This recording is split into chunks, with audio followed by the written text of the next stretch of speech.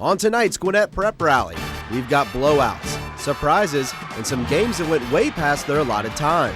Duluth was off to a 2-0 start, traveling to Alpharetta. How many overtimes did it take to settle this one? Norcross has been on a roll, and that trend would continue against Roswell, while Peachtree Ridge was at home against Newnan. Could the Lions pull out the win? Collins Hill got a tough matchup against ML King, while Decula looked to get a much-needed win against the defending state champs. And finally, Beaufort has been blowing teams out all season long.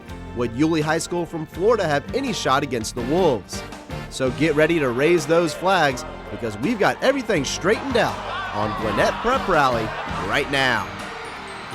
For more than 15 years, your source for Gwinnett County sports is Gwinnett Prep Rally. Hello again and welcome to your county's original high school sports television program. This is Gwinnett Prep Rally, now in its 19th season and exclusively on GCPS TV for the entire 2011-2012 school year. I'm Todd Klein alongside Will Hammock of the Gwinnett Daily Post. And Will, region play got started in 8-5A this past Friday night, and we already have some very surprising results. Yeah, I think probably the most surprising to most people was Brookwood losing, the defending state champion, losing to Decula. But Decula's a team that's beaten them a couple years in a row now, 3 years in a row now, so that was impressive. But to me, Shiloh beating South Gwinnett was just as significant. Shiloh hadn't had a signature win in the region in quite some time, so to beat South Gwinnett there, that was a great win to beat your rivals and get a nice start to region play. Well, let's get right to the highlights. And the Duluth Wildcats were looking to get off to their first 3-0 start since 1985, but they would face a tough task in their final non-region game. They were on the road at Alpharetta, and GPR's Dale Schur has more. Duluth starting the season 2-0, but they would get a tough test from Alpharetta. Pick this one up second quarter. Raiders driving, Jalen Simmons taking the handoff and going in from a couple yards out. Makes it 7-0 Alpharetta. And the Wildcats trying to answer. Anthony Stewart drops it off for Miles Campbell. He weaves his way through the defenders for the apparent touchdown, but Duluth would be flagged for holding, so take it off the board.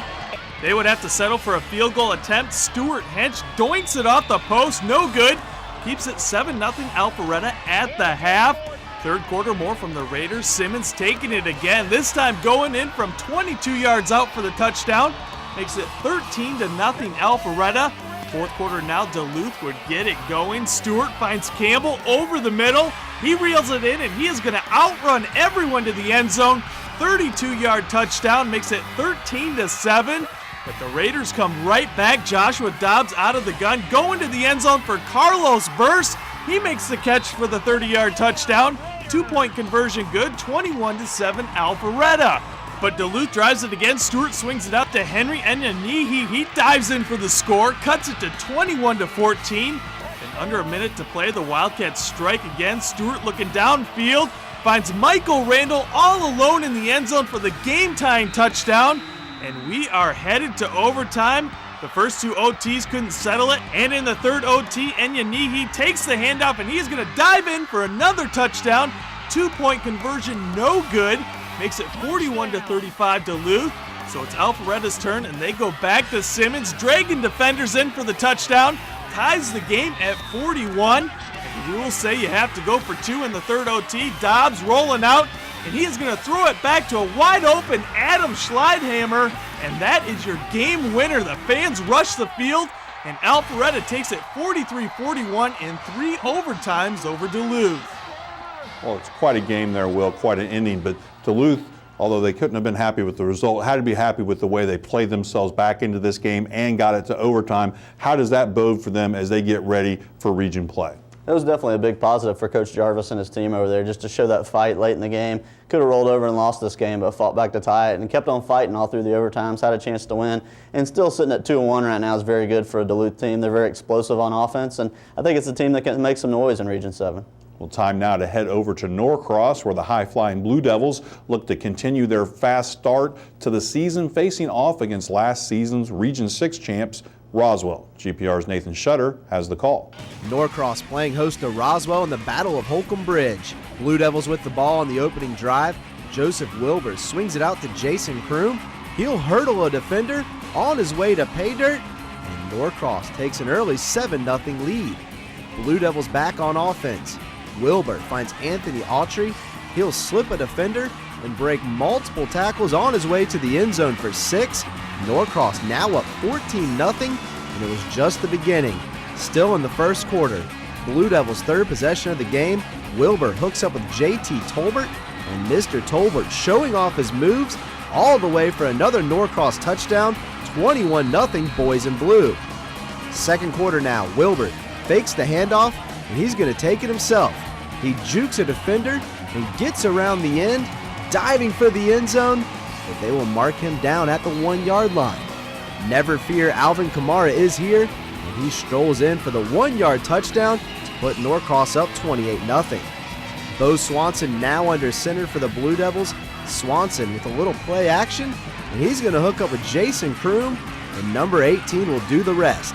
Dodging would-be tacklers and then turning on the Jets all the way for 6. Norcross dominating up 35-0 at the half. Roswell would get the ball first after the break, but it wouldn't last long. Anthony Autry coming up with the interception, and he will return it deep into Hornet territory. And on the very next play from scrimmage, Jay McNair takes the handoff. He tries to go left, then cuts it back to the right. That's no good, so back to the left he goes in wide open space all the way for the touchdown, and Norcross cruises to victory 49-14 over Roswell. Well, what an impressive showing there by the Blue Devils, Will. I'm going to put you on the spot. I know it's early, but is this the team that should be the front runner to win the region title? I think they're right there with North Gwinnett. I still got to go with North Gwinnett as the front runner. Norcross is very close behind. I mean, this is a team that's very talented, played great football so far. They're doing great things in the early start of the season, so I look forward to them factoring into the race. I think one thing that stands out to me about this Norcross team is how deep they are. They have a lot of kids involved in that program, have more numbers out than really any school in Gwinnett County, which is really surprising. Back in the late 90s, Norcross got down to probably 30 kids on the varsity roster, and they're loaded now and just have got it rolling under Keith Maloof. More highlights now, and Peachtree Ridge found their offense last week against Roswell and hope to keep that momentum rolling at home, taking on an always tough Newnan squad. Daryl Schur has all the action from Swanee. Peachtree Ridge coming off a big win over Roswell, taking on Newnan. First quarter, Lions driving, DeAndre Atwater going right up the middle for the 7-yard touchdown. Makes it 7-0 Peachtree Ridge.